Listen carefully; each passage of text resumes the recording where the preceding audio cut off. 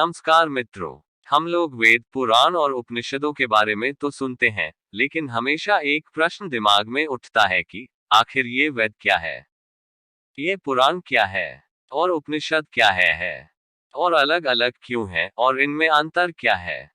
तो मित्रों, आज के इस वीडियो में हम लोग इनके महत्व और इनमें क्या है, इनके अलग अलग होने के कारण क्या है, के बारे में संक्षिप्त में जानेंगे। संक्षिप्त में इसलिए कि यह एक बहुत ही बड़ा विषय है और इस पर जितना भी बात किया जाए कम ही पड़ेगा। तो मित्रों, वीडियो अंत तक देखिएगा और एक अनुरोध करना चाहूंगा आपसे कि वीडियो को लाइक और शेयर कीजिएगा, साथ ही चैनल को सब्सक्राइब कर बेल आइकॉन प्रेस कर लीजिएगा, जिससे आने वाली वीडियो की सूचना आपको सबसे पहले मिले। हम आपके लिए इसी तरह की जानकारी वाली वीडियो प्रस्तुत करते हैं और आपके सहयोग से आगे भी प्रस्तुत करते रहेंगे। तो आइए सबसे पहले वेद के बारे में जानते हैं। मित्रों, वेद हिंदू धर्म की सबसे प्राचीन और पवित्र ग्रंथ माने जाते हैं। इसे सनातन धर्म का हृदय कहें तो ठीक रहेगा, क्योंकि वेदों में इस सृष्टि को संचालित करने के सूत्र और सृष्टि के आदि अंत तथा इसके रचयिता मतलब भगवान के बारे में सब कुछ है, जो कठिन भाषा में है और इसे समझने वाला बहुत ही कम लोग हैं। अगर कोई समझता भी है तो अपने ज्ञान के अनुसार इसका अर्थ निकाल लेते हैं, जबकि इसको समझने के लिए भगवान की भक्ति करके भगवान के स्वरूप का साक्षात्कार किया हुआ ही कोई महात्मा पुरुष या स्त्री चाहिए। मित्रों, सृष्टि के आरंभ में जिन ऋषि मुनियों को इसका ज्ञान था, वे अपने शिष्यों को इसका मौखिक ज्ञान देते थे।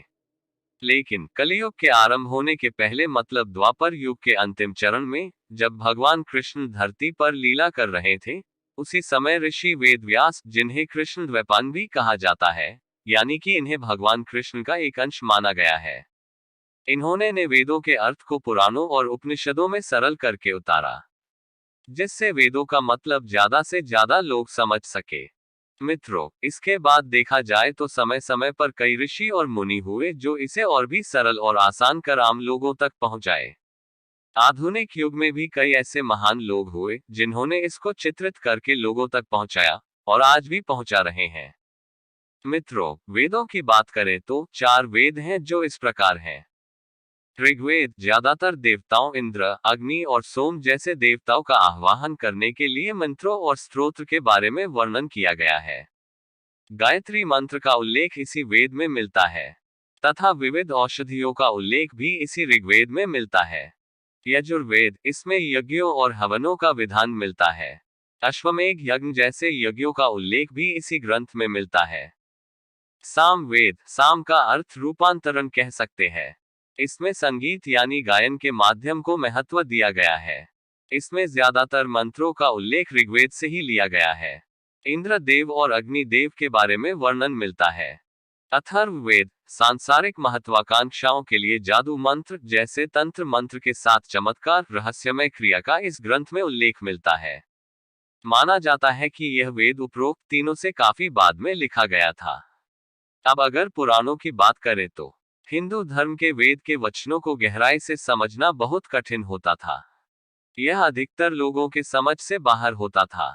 मुनि वेद व्यास जी ने उन्हें रोचक और आसानी से समझ में आने वाले तरीके से प्रस्तुत किया और इसे 18 पुराणों में बांट दिया। पुराणों में लिखित ज्ञान को कहानियों और दृष्टांतों के माध्यम से प्रस्तुत किया गया है, जिससे वाचक आसानी से समझ सके। फिर इन पुराणों में वर्णित मुख्य भागों को निकालकर उपनिषदों की रचना हुई, जो 108 हुए। उपनिषदों को वेदांता भी कहा जाता है और वे दार्शनिक, आध्यात्मिक और वैदिक दर्शन का सार है। शंकराचार्य, रामानुजाचार्य, निम्बाकाचार्य, माधवाचार्य और वल्लभाचार्य ने उपनिषदों को पवित्र ज्ञान ग्रंथ के रूप में माना है और उनकी व्याख्या की है। श्रीमद् भगवद गीता भी एक उपनिषद है, जो पतित पावनी है। गीता, गंगा और गायत्री इन तीनों के शरण गया हुआ पवित्र होकर महात्मा बन जाता है, इसमें कोई संदेह नहीं है। जरा सोचिए, वेदवाणी का एक छोटा अंश गीता, जो न केवल भारत बल्कि पूरे विश्व के लिए, मानव मात्र के लिए इतना पवित्र और चमत्कारी है, तो वेदों की कितनी महत्ता होगी। मित्रों, अब उन उपनिषदों को भी अलग अलग वर्गों में बांटा गया। आपको पहले भी कहा था ना कि यह एक बड़ा विषय होगा। लेकिन आज के इस वीडियो में हम लोग इतना तो समझ गए कि वेदों से पुराण बने और पुराणों से उपनिषद बने। तो मित्रों, आज के वीडियो में इतना ही। हम मिलेंगे एक नई वीडियो में नई जानकारी के साथ। मित्रों, वीडियो को लाइक और शेयर करना न भूलिएगा। वीडियो देखने के लिए धन्यवाद। नमस्कार। नमः शिवाय।